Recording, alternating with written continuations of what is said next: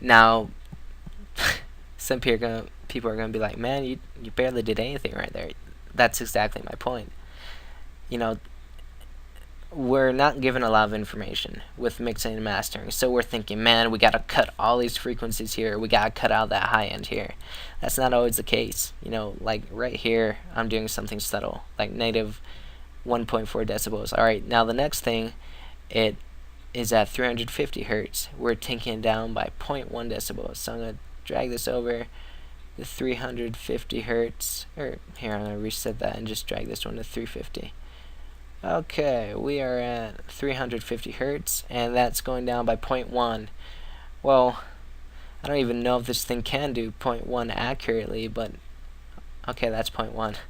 We'll just say that's 0.1. See what I'm saying here is, I think a common misconception is that EQ has to be extreme, and it doesn't always have to be extreme. I mean, like I said, I am no mixing and mastering engineer, but what I've found to be true is that you don't have to be super drastic with your EQs to be effective.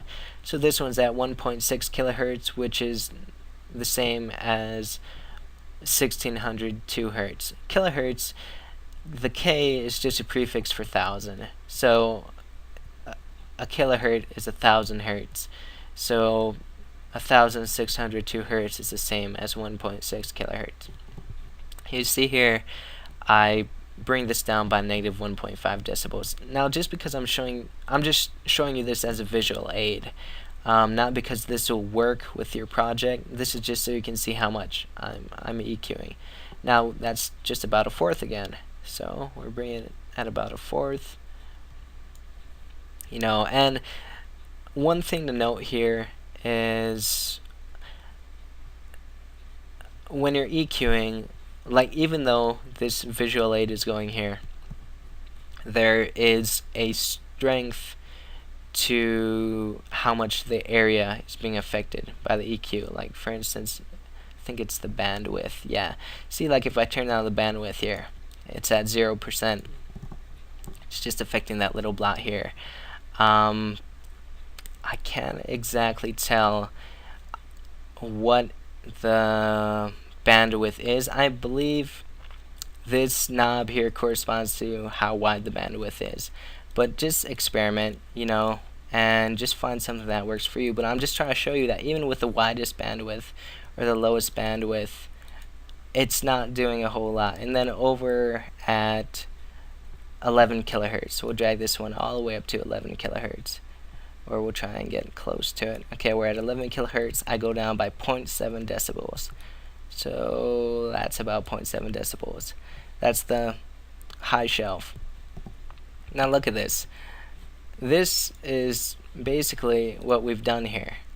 And I think you'll notice here is what I've done is I've evened turned down this EQ a little bit so it's not as drastic. I've turned this down so that now everything that's here is going to become less because I turned that down to a certain percentage. You're going to notice that you don't have to do a whole lot to it. Sometimes you're going to need to cut out certain frequencies, or for a certain mix you need to do certain things. But I just think it's good to see that you don't have to be extremely drastic with your EQing. I mean, there are going to be situations like we'll look over at my hi-hats here. I'm sorry, I'm getting fatigued. It's been a long day. But you're going to see at my hi-hats, I've taken it down pretty far over here. And I have this end-mix EQ going after this parametric EQ. See, I'm even mixing EQs here. Oh, sorry, I hit the mic. But you're just going to have to experiment and see what works for you. And you're going to end up EQing every single thing, or at least you should be in my estimation, or after working with the program. And after you EQ everything, you're going to have to redo all your levels. Because what you're doing is you're lowering the volume of all these frequencies within this one sound.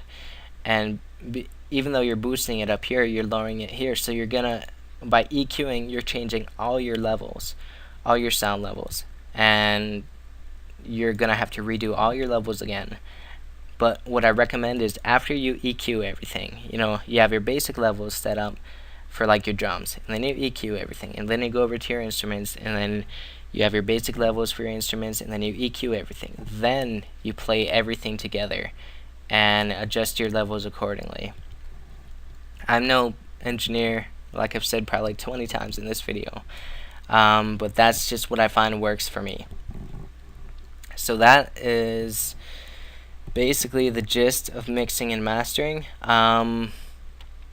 Yeah, I think we covered 99% of it, and with these tools you are gonna see a drastic improvement in your beats if you pay attention to it. Just remember the important notes that before this submix even hits this main channel here, we try to have the peaks around -1 decibels. Go to the busiest part of the beat to gauge where you're starting off at, you know, and experiment, you know. So this template I showed you is going to give you the basis for mixing and mastering, but it is not the end all. What I mean by that is, well, you can see right here I'm doing some pretty extreme EQing. That's for my drop, my music drop, because that was pretty EQ'd. But